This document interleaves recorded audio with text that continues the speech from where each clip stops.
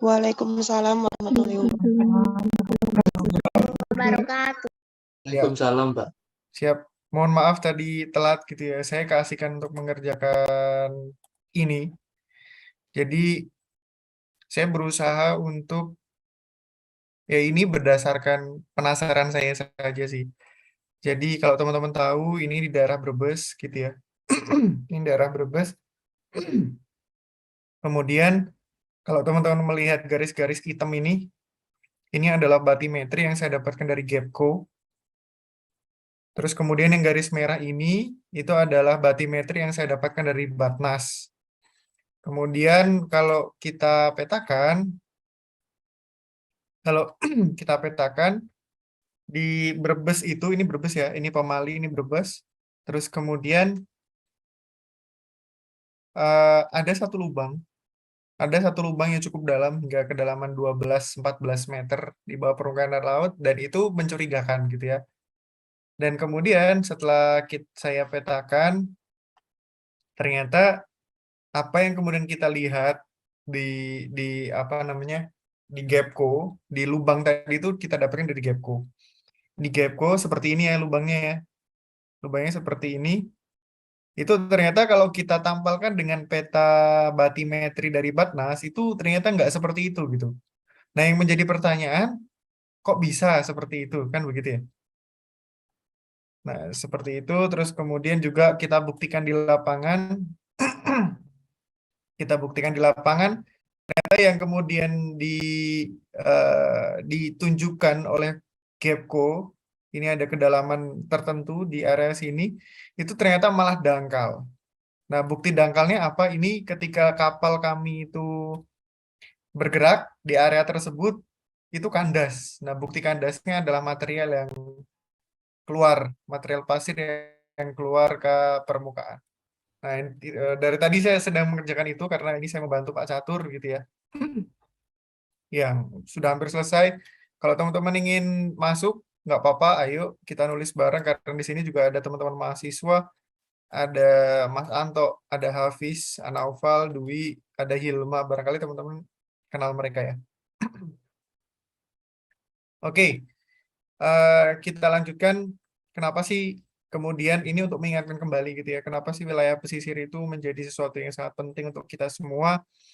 Pada salah satu buku yang menjadi acuan saya sejak S2, yaitu John Pettit, Introduction to Coastal Geomorphology, beliau mengatakan bahwa pada saat beliau menulis bukunya di tahun 1974 itu, beliau mengatakan bahwa lebih dari 60% penduduk dunia itu, penduduk bumi itu tinggal di wilayah pesisir. Itu pada tahun 1974. Gitu ya. Pertumbuhan penduduk itu dari 1-3% per tahun. Jadi teman-teman tinggal mengalihkan sekarang sudah berapa persen gitu. Sudah berapa banyak maksudnya. Sudah berapa banyak manusia yang tinggal di pesisir. Kalau boleh saya sepil, jumlah penduduk dunia itu 8 billion. 8 billion itu berarti 8 miliar. 8 miliar penduduk bumi, 60% dari 8 miliar berapa? Yuk kita hitung yuk. 60% dikali 8 miliar. Berarti ada sekitar 4 miliar 800 juta. 4 miliar 800 juta orang tinggal di pesisir. Bisa teman-teman bayangkan. Ini ada yang on cam nggak sih? Saya takut kalau saya itu tiba-tiba lost sinyal, terus nggak tahu. Kalau misalnya ada yang on cam kan, ada yang nge-freeze gitu ya. Oh, berarti saya sedang lost sinyal, jadi saya nggak usah nerusin omongan saya dulu gitu. Tunggu sinyal datang dulu. Ada yang mau open cam? Silakan.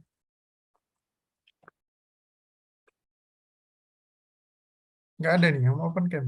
Nggak usah nunjukin mukanya, nggak apa-apa. Yang penting ada sesuatu yang saya lihat itu bergerak. Oke, terima kasih teman-teman. Saya lanjutkan.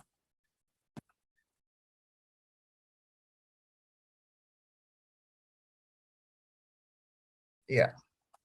Nah, bisa dibayangkan ya ketika 4 miliar 800 ribu kalau dilihat dari 60%-nya penduduk dunia, di mana penduduk dunia itu jumlahnya 8 miliaran, 8 miliar kurang sebenarnya, maka teman-teman bisa membayangkan apakah pesisir itu mampu mengcoping. Mengcoping itu berarti mampu apa? Bahasa Indonesia mengcoping apa? Coping capacity. Mampu bertahan dengan kondisi tersebut. Apakah kemudian secara fisik pesisir itu mampu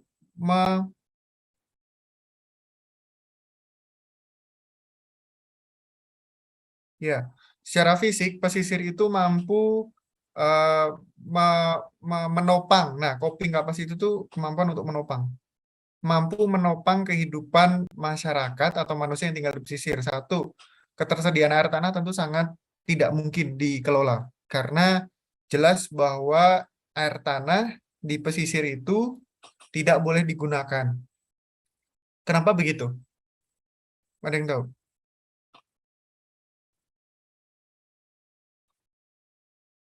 Mungkin karena intrusi air laut, Pak. Iya, peluang terjadinya intrusi air laut itu sangat tinggi gitu ya, karena air tanah di wilayah pesisir itu dekat dengan zona interface atau transition zone antara air tanah dengan air asin.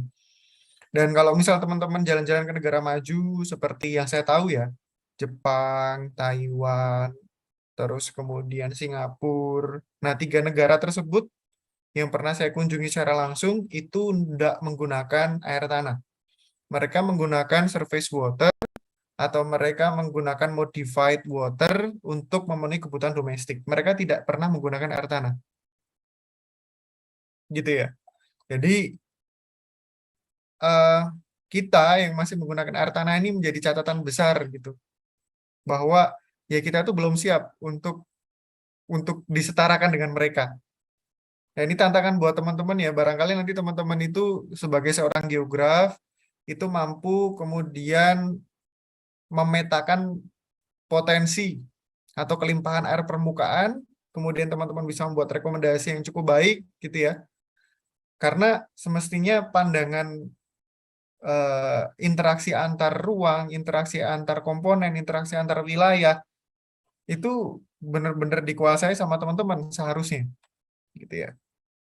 Nah, sebetulnya ini adalah satu website, nggak tahu ini masih bisa dibuka atau enggak. Coba saya buka. Biasanya harus daftar dulu. Nah kan, harus daftar dulu. Saya nggak tahu kenapa ini terjadi. Nah, yang jelas sebetulnya melalui website ini, saya itu ingin menunjukkan bahwa setiap kenaikan 0,5 derajat Celcius rata-rata permukaan bumi itu kemudian bisa mendegradasi luar biasa banyak ekosistem laut. Di mana kalau misal kita lihat kondisi ini, terumbu karang itu terletak di kedalaman pasti kurang dari 100 meter di bawah permukaan air laut. Di mana kemudian kita semua sepakat bahwa dikatakan itu kepesisiran itu ketika dia sampai ke ujung continental shelf. Ujung continental shelf berarti ketika dia di ujung continental shelf berarti kan dia turun berarti udah masuk ke continental slope. Nah, continental shelf ujungnya ini masih merupakan wilayah kepesisiran. Jadi semua terumbu karang yang tumbuh di laut itu sebenarnya masih masuk wilayah kepesisiran. Gitu ya. Dan kemudian kenapa saya membahas terumbu karang ini? Karena sebetulnya terumbu karang dan segala aspek yang ada di lautan itu berdasarkan buku ini, nanti teman-teman bisa akses, ini open access. Buku yang kemudian, bukan buku sih, report, yang kemudian berjudul The Ocean as a Solution to Climate Change, itu mengatakan bahwa laut yang merupakan bagian dari wilayah pesisir itu menjadi uh, objek pertama yang menjadi korban, tapi juga menjadi objek pertama yang bisa menjadi solusi untuk climate change itu sendiri. Jadi sebenarnya cakep ya, maksudnya perannya laut, utamanya laut yang di pesisir, gitu ya, itu cakep banget. Dia dia menjadi korban, tapi juga dia menjadi solusi. Seperti itu. Nah, kenapa kemudian saya sebut bahwa laut yang ada di pesisir itu menjadi kunci? Karena ini teman-teman, kemarin mungkin sudah ya. Nah, kita lihat di sini bahwa teman-teman bisa melihat ada tulisan-tulisan warna hitam, ada tulisan-tulisan warna merah gitu ya. Terus kemudian ada angka-angka yang kemudian itu dibuang dulu, kita melihat kondisi yang ada di grafik ini apa. Ini adalah wilayah pesisir, teman-teman. Ini adalah wilayah pesisir. Terus kemudian teman-teman bisa melihat adanya laut, gitu ya. Ada laut, ada pesisir, ada mangrove, dan lain sebagainya. Terus kemudian ada yang saya lingkarin, 3 aspek yang saya lingkarin. Yang pertama adalah vegetation and soil, yang kemudian memiliki angka di belakangnya. Angka di belakangnya ini itu merupakan peluang atau potensi seberapa besar dia mampu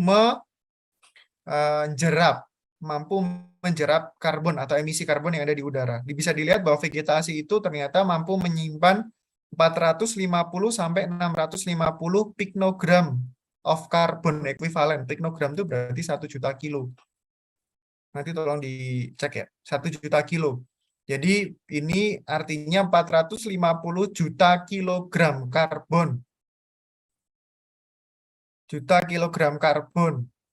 Atau sekitar 400 ribuan ton. 400 ribuan ton 450 ribuan ton karbon per tahun yang kemudian bisa dijerap, yang bisa dikubur oleh vegetasi.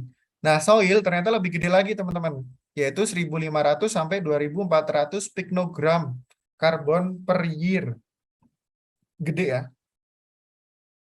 Oke, itu untuk soil dan vegetation. Nah, untuk surface ocean itu ternyata in between vegetation and soil. Jadi dia di tengah-tengahnya antara vegetasi dan soil untuk kemampuannya dalam menyimpan karbon. Itu sebesar 900 piknogram karbon per tahun. Nah, lebih ngerinya lagi untuk intermediate dan deep ocean itu sampai 37.000 juta kilogram. 37.000 juta kilogram karbon yang kemudian dapat dijerap atau kemudian dijebak, dikubur agar dia itu tidak melayang-layang di atmosfer sehingga membuat atmosfer suhunya naik. Teman-teman paham ya bahwa yang kemudian membuat suhu udara itu naik itu adalah karbon, senyawa karbon, entah itu karbon dioksida, entah itu karbon monoksida. Sudah paham ya? Saya tidak perlu menjelaskan ya? Atau perlu saya jelaskan? Paham, Pak. Paham ya? Sip. Ya, tapi kemudian juga perlu dipahami teman-teman bersama bahwa keterdapatan karbon di atmosfer itu juga bukan berarti harus dihilangkan begitu saja, enggak. Kalau misal karbon, senyawa karbon itu dihilangkan dari atmosfer, ya tentu kita akan mengalami zaman es jilid ketiga, kan sudah 2 kali zaman es ya, jilid ketiga gitu, karena si atmosfer ini tidak memiliki selubung senyawa karbon sehingga ketika sinar matahari masuk ke bumi itu langsung serta-merta dikeluarkan semua, dipantulkan semua, sehingga tidak ada yang terskatterkan atau terbiaskan kembali. Jadi maksudnya adalah ketika matahari itu masuk ke permukaan bumi, maka ya adalah yang kemudian tidak bisa dikeluarkan ke keluar angkasa kembali. Nah, itu yang kemudian fungsi dari karbon. Seperti itu.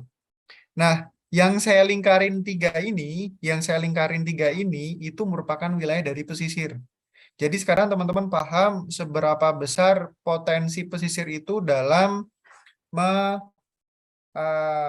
menjadi solusi untuk climate change atau perubahan iklim.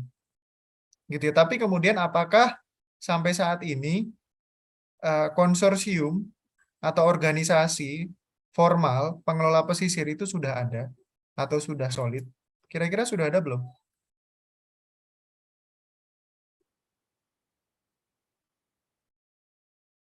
Masa saya belum pernah sampai slide ini sih? Belum, Pak. Oh, belum ya. Ya, makasih Des. Kira-kira sudah ada atau belum? konsorsium atau organisasi formil yang mengelola wilayah pesisir di Indonesia? Jangan-jangan saya nggak tahu gitu loh. Makanya saya tanya. Belum ada. Belum ada ya? Kalau misal DAS kan ada tuh forum DAS, Fordas. Atau kalau dari PU, dari PU itu namanya BBWS. Gitu ya, Balai Besar Wilayah Sungai. Itu kan forum ya. Dan itu institusi formal.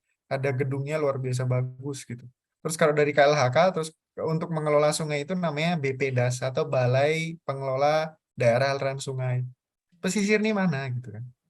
Pak, tapi di sini Ya. ada itu BPSPL itu Balai Pengelolaan Sumber Daya Pesisir Laut, tapi bukan itu sih. Tapi pengelolaan sumber daya gitu doang, pesisir laut dari Kementerian Kelautan dan Perikanan. Iya, tapi kemudian peran dari institusi tersebut kemudian tidak secara menyeluruh gitu. Tidak semasif BPDAS, BPWS gitu kan. Gitu ya. Tapi kapan-kapan boleh kita kaji bagaimana sih peran kemudian institusi yang kemudian di bawah naungan KKP tersebut gitu ya. Itu bagus, Desti. Nanti kita kaji bareng-bareng. Tapi setahu saya konsorsium itu masih belum kuat. Karena memang dia hanya menginventarisasi sumber daya yang ada. Setahu saya loh ya. Jadi tidak kemudian secara masif, secara solid mengelola secara menyeluruh gitu. Seperti apa yang dilakukan oleh BBWS maupun BPDAS. Gitu. Karena setahu saya juga batas pesisir di Indonesia itu masih belum solid. Masih belum solid. Di Undang-Undang Nomor 1 Tahun 2014 ada disebutkan unit analisis atau batas wilayah pesisir itu sudah disebutkan. Kira-kira ada yang tahu yang disebutkan dalam UU Nomor 1 Tahun 2014 itu apa?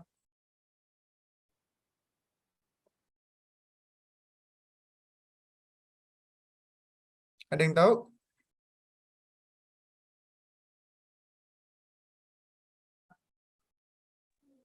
Tentang pengelolaan perubahan atas perubahan Undang-Undang 27 tentang pengelolaan wilayah pesisir, Pak. Iya, iya. Nah, itu sudah di-mention tuh bahwa ada satuan atau batas wilayah pesisir terkecil. Itu sudah disebutkan di sana. Kira-kira tahu apa?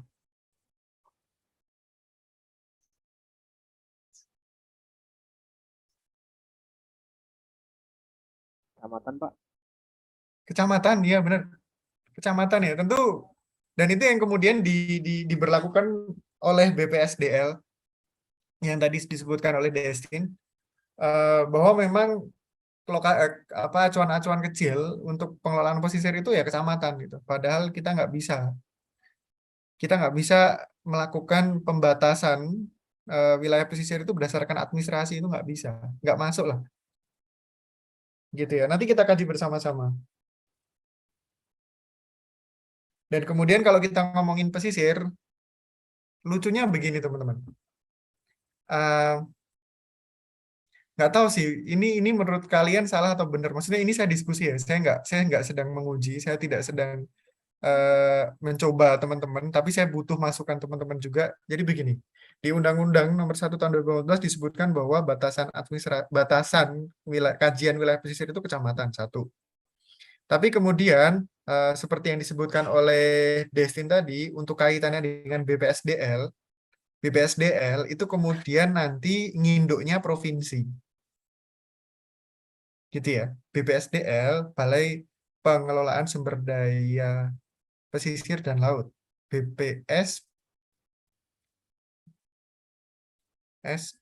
Sumber Daya Laut. Ya, Pesisir dan Laut. Ya, itu BPSDL. BPSDPL, sorry. Itu provinsi. Kenapa provinsi? Karena sekarang itu sudah tidak ada istilahnya laut tradisional yang kemudian berjarak 5 mil dari bibir pantai.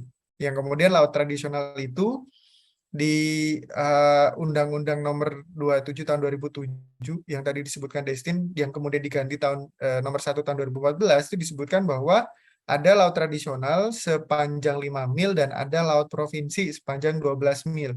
Nah, sekarang kalau udah menginjak laut berdasarkan UU Nomor 1 Tahun 2014 itu kewenangannya provinsi.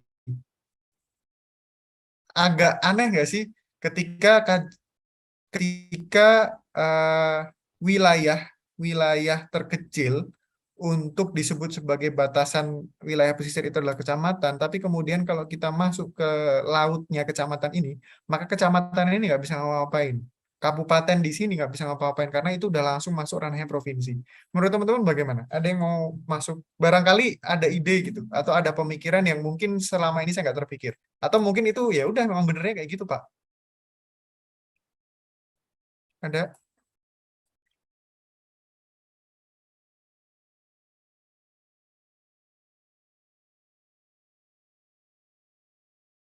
Ada yang mau memberikan ide?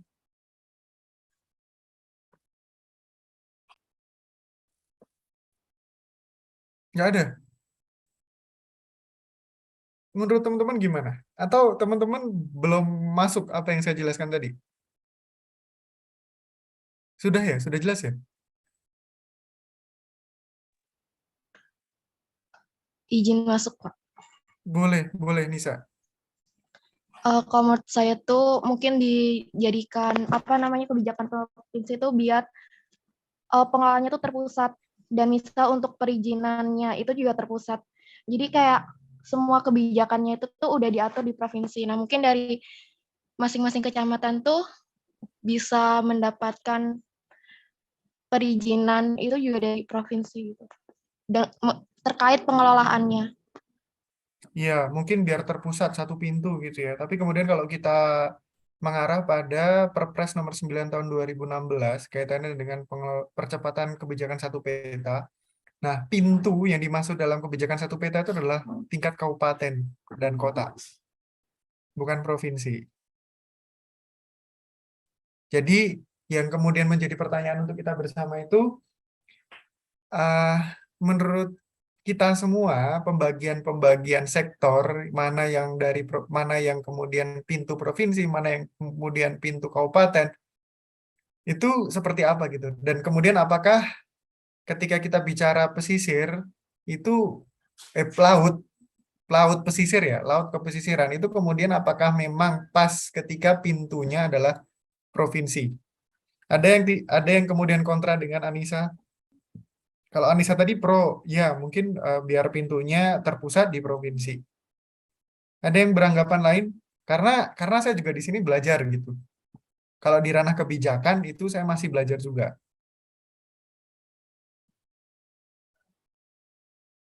Ada yang kontra dengan Anissa? Di kelas ini cuma ada Destin dan Anissa.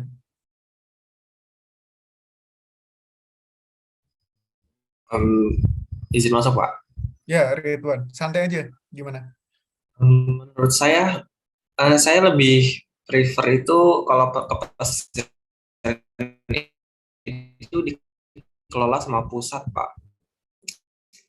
Oh, Misalnya kayak Taman Nasional Kementerian Kehutanan ya.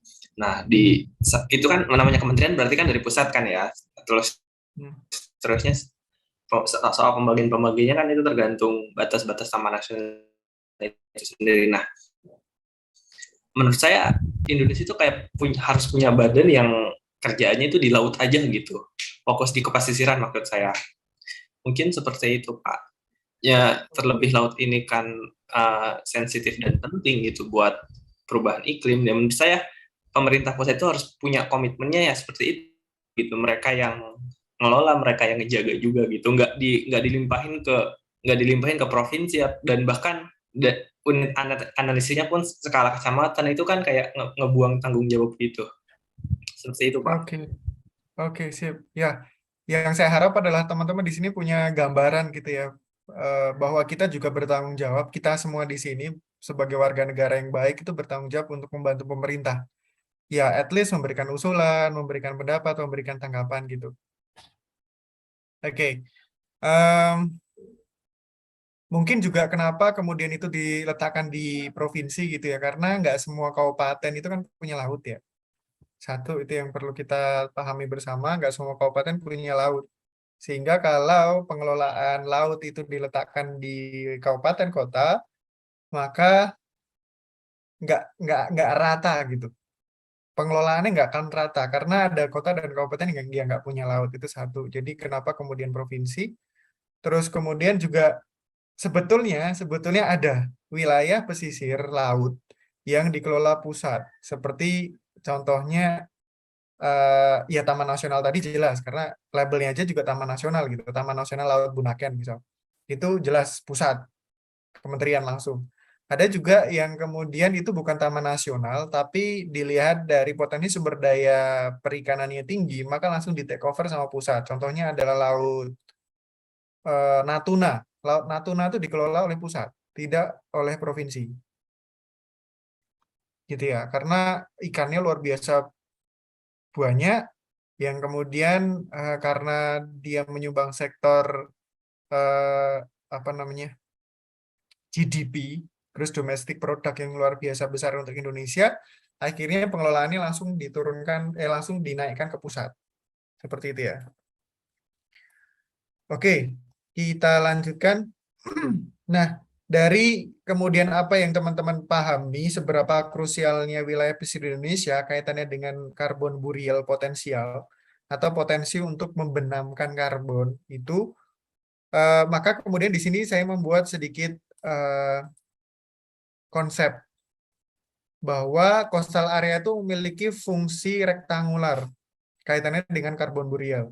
Ini sebenarnya ide gila aja sih. Maksudnya bolehlah ya kita tuh membuat semacam terminologi, bolehlah ya kita tuh membuat semacam istilah atau teori atau konsep, nggak apa-apa. Kita semua peneliti di sini, gitu ya. Nah, fungsi dari rektangular karbon burial itu apa? Yaitu adanya soil, vegetation, surface ocean, and intermediate ocean burial.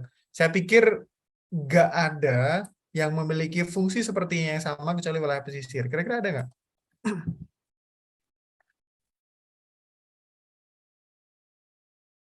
Kira-kira ada nggak?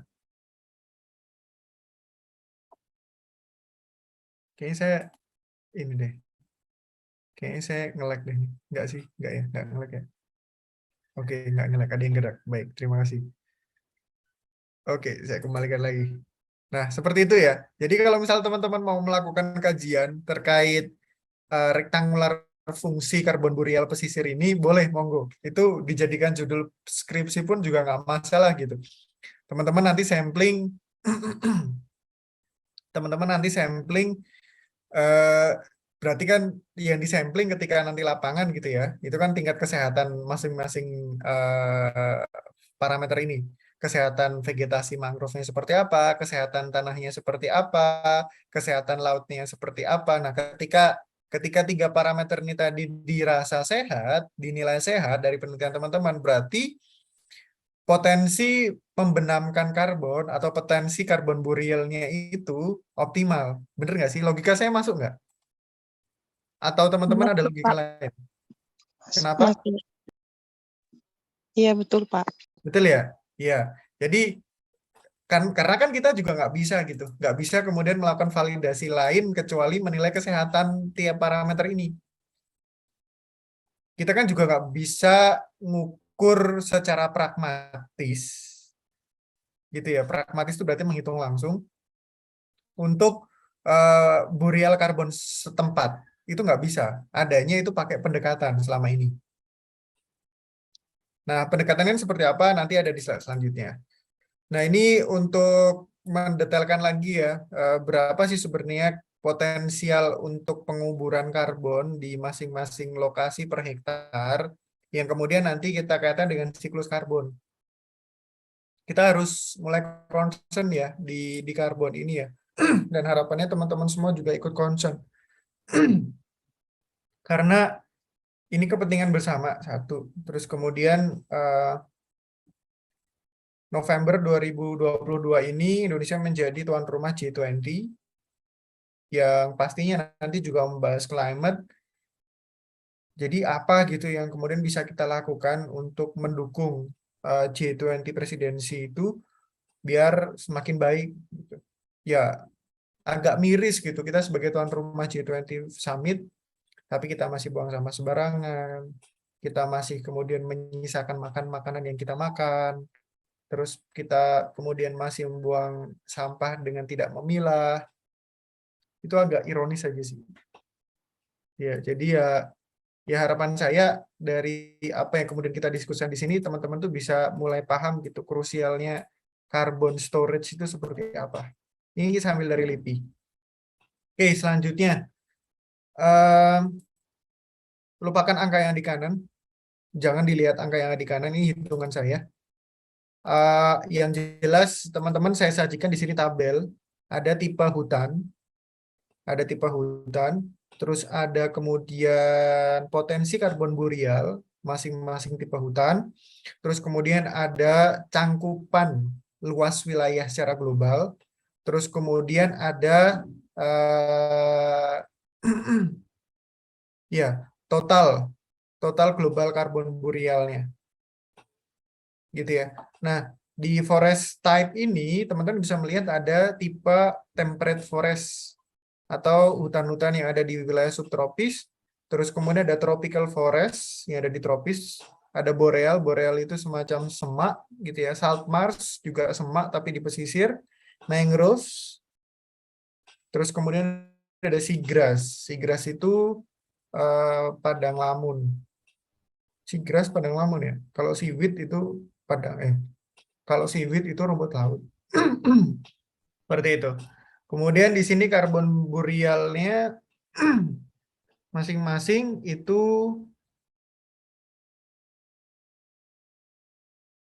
ya, masing-masing itu sekian 5,1 gram karbon per meter persegi per tahun. Jadi kalau misal temperate zone atau hutan temperate, hutan subtropis itu memiliki potensi untuk menjerap karbon sebesar 5 gram karbon per meter persegi per tahun. Bisa dipahami sampai sini, teman-teman? Iya, Pak. Oke, sip. Bisa, Pak. Nah, kemudian untuk global areanya, dia itu 10.400.000 km persegi.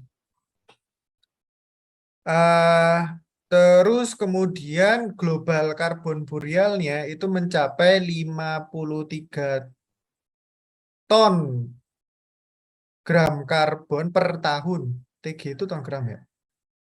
Masa ton gram?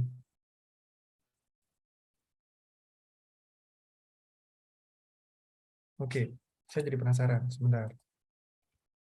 TG itu kilogram.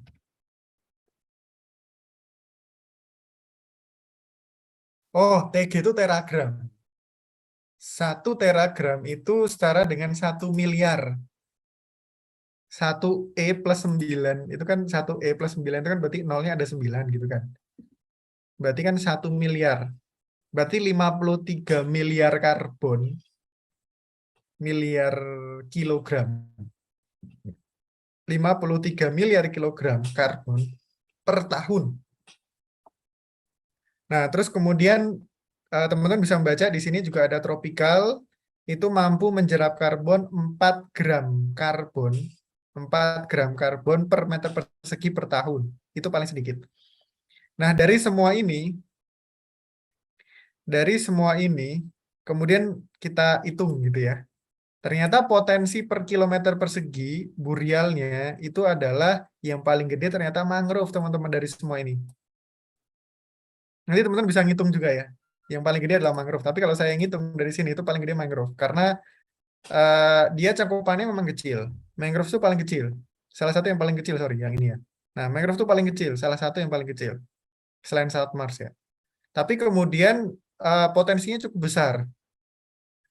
Potensinya cukup besar. Sekitar 226 gram karbon. Gitu ya. Namun kemudian kita lihat di sini global karbon borealnya cuman kecil. Ya karena memang cakupan wilayahnya kecil. Tapi kemudian kalau kita rasiokan potensinya itu ternyata 0,0003 boreal per kilometer dibandingkan dengan tropical forest yang hanya 0,00004 boreal per kilometer. Jadi ini bisa menjadi landasan ketika teman-teman itu mau fokus pada perhitungan carbon storage. Bisa dimengerti ya teman-teman ya? Bisa, Pak. Bisa ya? Oke, mantap. Nah, kenapa juga itu penting kita pelajari bersama kaitannya dengan carbon storage di wilayah pesisir? Karena di sini kalau kita belajar dari undang-undang harmonisasi perlindungan perpajakan (HPP), itu disebutkan bahwa mulai tahun 2022 bulan April kemarin itu setiap industri mulai harus membayarkan Rp30 per kilogram karbon yang diemisikan ke atmosfer. Nah, ini belum ada peraturan yang mengawal, teman-teman. Karena belum ada peraturan teknisnya. Makanya kemudian kenapa pada awal tahun kemarin saya ngide ini, Global Warming Reduction through Initiation of Carbon Village Agenda. Jadi kalau kita mau masuk ke tataran teknis, dan kalau boleh saya mengusulkan, lokasi terkecil untuk pelaksanaan UU HPP kaitannya dengan karbon burial ini ya desa. Makanya saya sebut sebagai Carbon Village Agenda. Desa gitu. Jadi maksudnya biar desa itu mandiri gitu. Karena ketika kita mengaplikasikan pembayaran Rp30 ini, kemudian desa itu bisa memiliki benderanya. Ini loh, kami memiliki ekosistem mangrove yang sangat baik. Ini loh, kami tuh memiliki ekosistem salt marsh yang sangat baik. Yuk, industri-industri yang mau membayarkan payment of environmental service-nya untuk carbon storage, untuk carbon emission, itu boleh ke desa kita. Yuk, kan maksudnya begitu. Bisa dipahami ya teman-teman ya? Bisa, Pak. Bisa ya. Nah, itu belum ada. Dan kenapa saya percaya diri? Saya percaya diri dengan kajian ini, karena kajian ini juga dikaji oleh, jadi ini satu tim ya sebenarnya, ini konsorsium. Ini satu konsorsium sebenarnya. Saya melibatkan teman-teman dari Taiwan Indonesia Research Center plus dengan Kementerian Koordinator Perekonomian. Jadi kenapa saya percaya diri ini? Ya karena itu.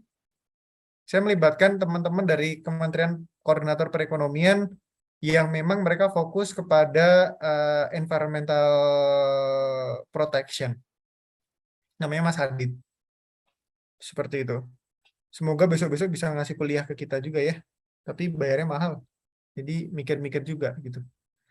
Nah, kaitan dengan UU HPP ini itu sebetulnya juga relate dengan apa yang disampaikan oleh Paris Agreement. Paris Agreement. Gitu ya. Nah, di Paris Agreement itu kemudian Indonesia secara cepat menanggapi dengan adanya update NDC atau Nationally Determined Contribution. Nah, Nationally Determined Contribution itu apa? Itu adalah satu report yang kemudian memang harus dikeluarkan setiap negara anggota IPCC atau Intergovernmental Panel for Climate Change, IPCC itu namanya. Jadi Indonesia masuk sebagai anggotanya. Nah, setiap anggota IPCC dan semestinya setiap negara itu wajib mengeluarkan yang namanya dokumen NDC, Update National Determined Contribution. Ini teman-teman harus paham ya. Maksudnya banyak hal yang kemudian dikelola negara ini gitu. Detail-detailnya pun sangat sulit untuk kita pahami. Tapi at least beberapa hal yang terkait dengan kajian kita, update peraturan, update produk negara terkait kajian kita itu semestinya teman-teman juga tahu gitu. Biar nggak terlalu ketinggalan berita, biar teman-teman tuh bisa mengawal produk-produk pemerintah. Gitu ya. Nah, update terakhir dari NDC itu bahwa ada beberapa sektor yang diperhatikan di Indonesia secara internasional, yaitu sektor energi, sektor IPPU saya lupa, terus pertanian, limbah, volu itu land use change, terus kebakaran hutan. Nah, ini adalah sektor-sektor yang dinilai sama internasional, sama IPCC di Indonesia yang berkontribusi pada emisi karbon. Jadi itu selalu diupdate setiap tahun. Bagaimana cara mendapatkan nilai-nilai tersebut? Nah, itu kemudian orang-orang teknis yang tahu. Gitu ya. Apakah kemudian mereka melakukan konversi dari perubahan tutupan yang ada atau seperti apa? Nah, itu. Nah, kemarin juga kita membahas ini ya, bagaimana kemudian pertumbuhan mangrove yang ada di Brebes. Terus ini adalah pertumbuhan mangrove yang ada di Semarang, sangat kontra dengan apa yang terjadi di Brebes, yang kemudian itu menjadi pertanyaan kita, kan sebenarnya morfologinya sama, morfologinya antara Brebes dengan apa yang terjadi di Semarang, at least seluruh Pantura itu mostly sama kondisinya. Tapi kenapa ini Semarang ya, ini Semarang Kendal, ini Brebes. Tapi kemudian kenapa Brebes itu seintensif itu? Kemarin sudah saya jelaskan. Ada yang mau menceritakan sedikit kembali? Make sure aja teman-teman ingat. Ada yang ingin menceritakan kembali?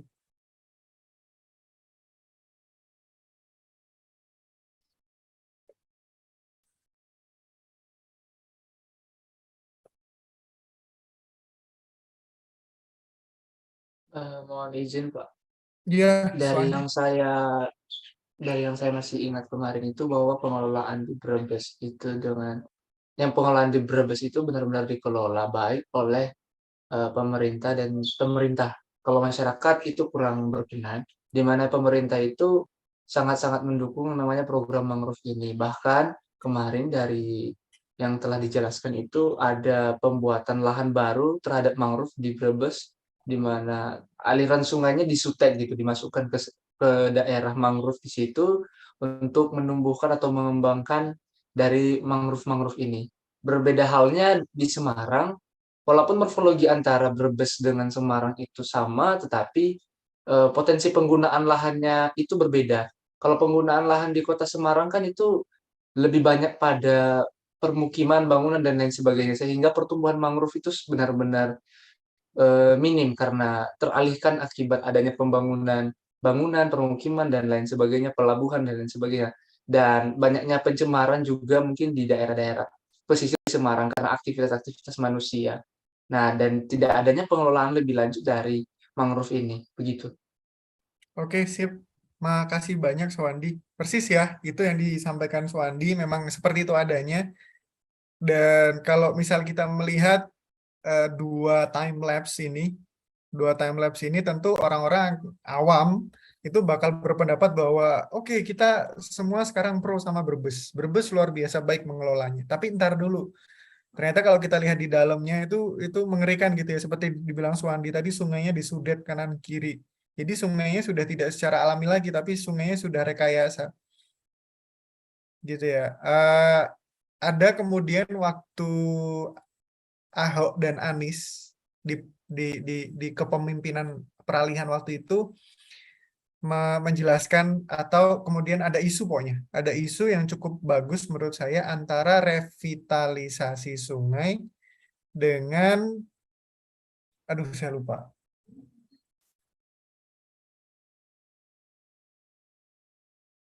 Normalisasi sungai dengan pelurusan sungai. Saya lupa. Sebentar. Saya cari dulu. Saya kalau penasaran jadi pusing.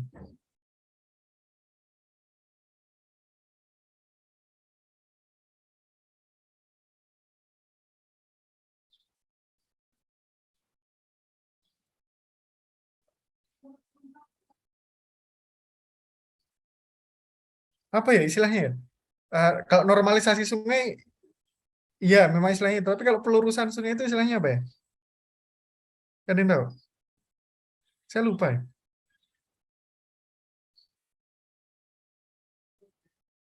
Kita diskusi aja di sini ya.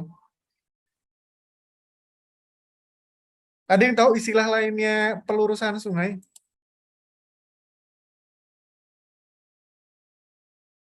Waduh, ini saya konslet nih kayaknya. Oh enggak, udah gerak lagi. Ada yang tahu istilah lain selain istilah pelurusan sungai, istilah kerennya? Tapi artinya pelurusan sungai, tapi ada istilah lainnya. Saya lupa itu.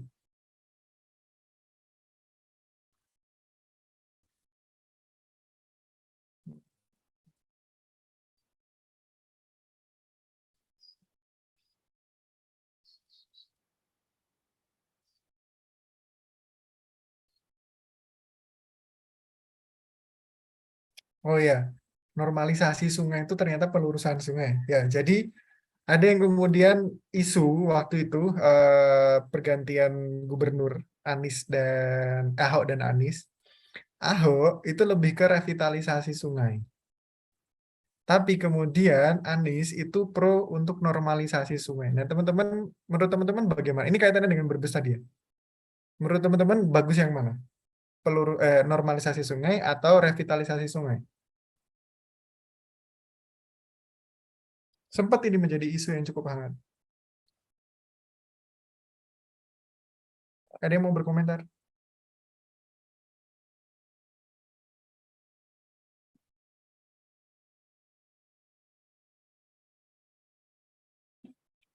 Ada yang mau berkomentar, teman-teman?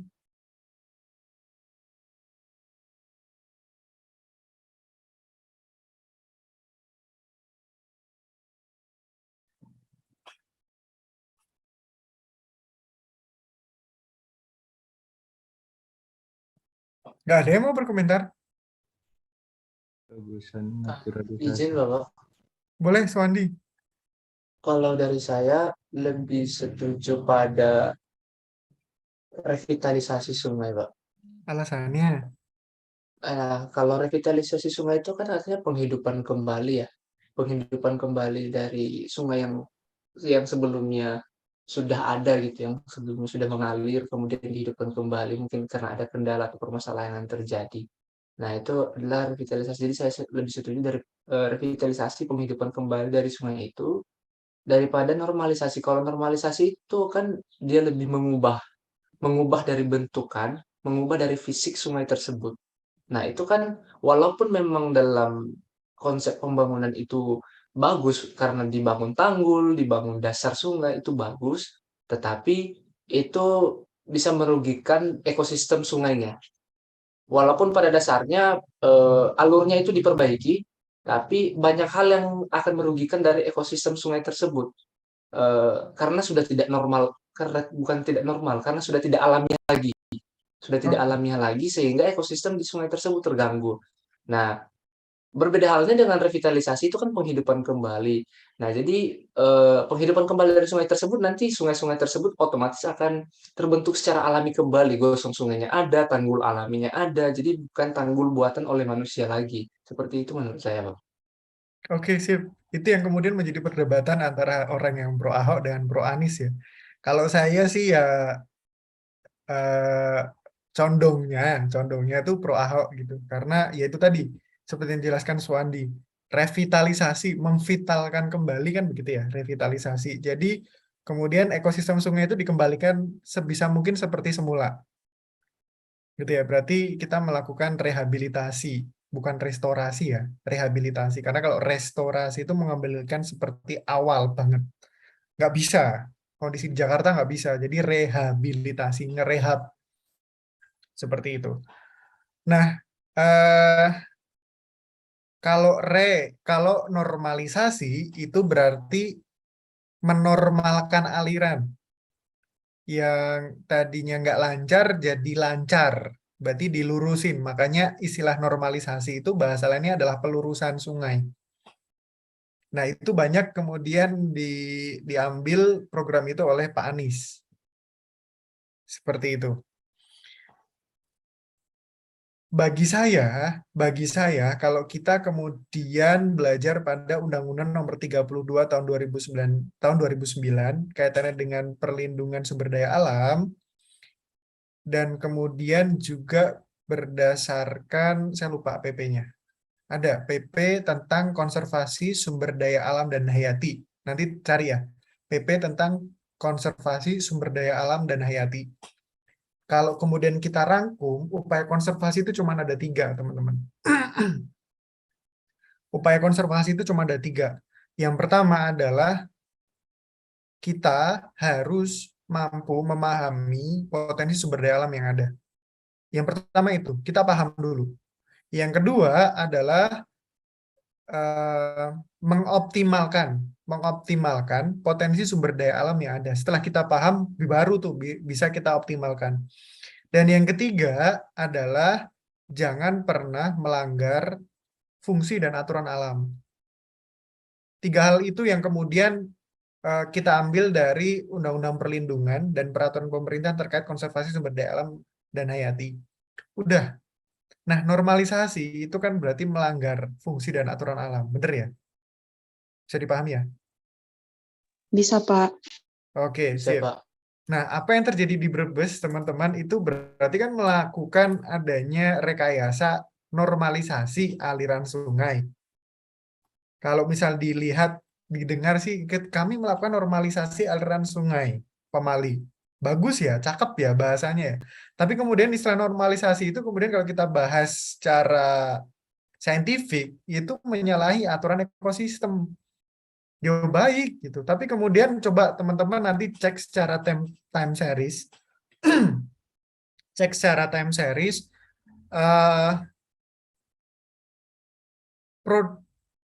produksi perikanan tangkap masyarakat nelayan Brebes itu apakah naik, apakah turun setiap tahunnya? Coba dicek. Setahu saya itu turun. Turun, Pak. Turun, ya. Seperti yang disampaikan Alvin, turun. Kenapa? Karena ketika ini sungai diubal-ubal, maka suspensinya itu makin meluas. Nah, ketika suspensi itu meluas, ikan kan ya nggak bisa hidup di situ. Dan dia akan semakin jauh. Seperti itu. Jadi, kalau misal kita lihat di Semarang itu kondisinya jelek gitu ya, mangrove-nya nggak ada, terus bagus ini, tapi ntar dulu, ini semuanya jelek. Semarang Jaya jelek, Brebes ya jelek gitu. Nah, Brebes tuh jeleknya itu di dalam gitu. Jadi covernya bagus, mukanya bagus, tapi dalamannya jelek gitu. Tapi kemudian kalau Semarang itu ya mukanya jelek, dalamannya jelek, susah gitu ya. Tapi sebenarnya ada sedikit di namanya apa ya, saya lupa daerahnya. Saya lupa daerahnya. Perbatasan Kendal sama Semarang, somehow in here. Nah itu pertumbuhan mangrove-nya cukup bagus. Saya pernah ke sana. Kemudian bekerja sama dengan mahasiswa Undip, namanya Kesemat. Nanti cek aja website Kesemat, foto saya ada di sono. Muka saya ada di sana. Kesemat, Kelompok Studi Mangrove Teluk Awur, Undip. Karena saya cukup lama juga di Undip, disertasi saya setahun saya kerjakan di Undip, beberapa penelitian juga harus saya kerjakan di Undip. Jadi mau nggak mau ya harus campur tangan di Undip gitu. Nanti kalau ada yang penasaran apa yang saya lakukan di Undip, nah itu foto saya ada di websitenya mereka, Kesemat, nanti cek aja. Oke, seperti itu teman-teman. Ini udah 8:30, PR saya berarti ini ya, yang SDG sama Carbon Village konsep ini. Oke, sebelum saya akhiri ada pertanyaan teman-teman.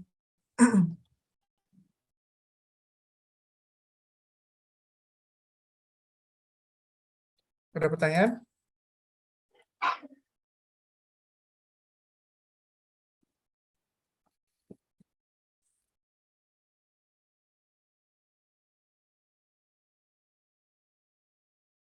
Nggak ada pertanyaan?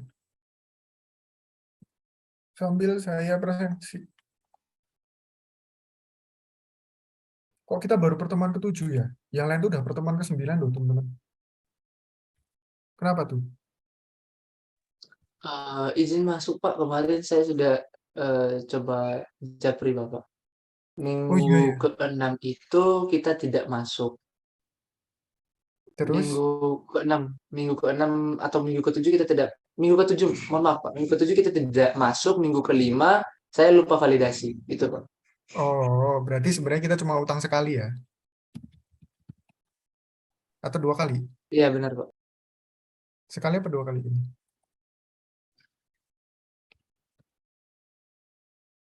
Kita tidak masuk itu sekali satu pertemuan aja Pak. Oke.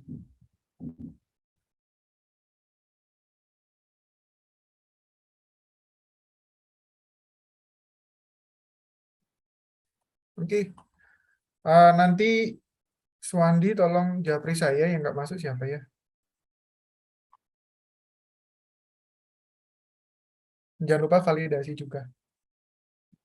Kayaknya ada banyak yang nggak masuk, sekitar 5-an ini. Oke, terima kasih banyak teman-teman, dan mohon maaf apabila banyak keterbatasan yang saya lakukan. Itu saja, saya tutup. Wabillahi taufiq wal hidayah. Wassalamualaikum warahmatullahi wabarakatuh. Selamat siang, selamat pagi. Waalaikumsalam warahmatullahi wabarakatuh. Terima kasih Pak Koko. Waalaikumsalam. Selamat pagi.